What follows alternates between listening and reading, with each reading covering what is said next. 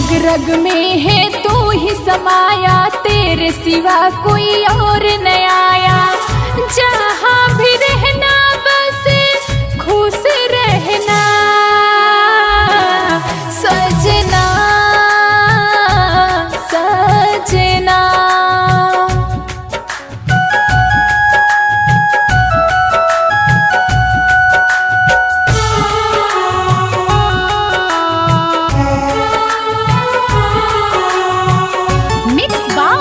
Ambika recording studio Kuchaikote.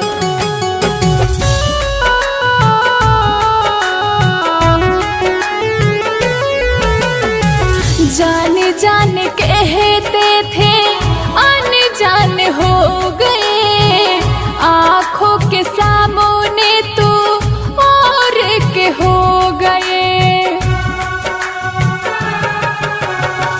जान जान कहते थे अनजान हो गए, आँखों के सामने तू और के हो गए। साथ जीने का किया वादा, फिर क्यों बदला इरादा। कसूर क्या थी मेरी इतना बताना सजना सजना।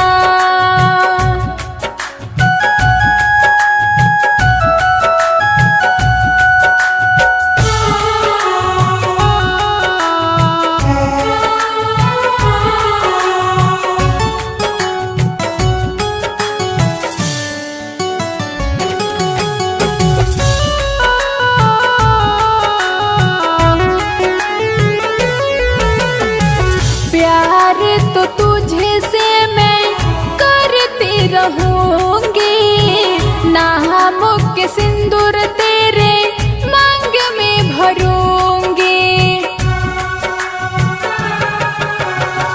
प्यार तो तुझे से मैं करती रहूंगी, नाम के सिंदूर तेरे मांग में भरूंगी।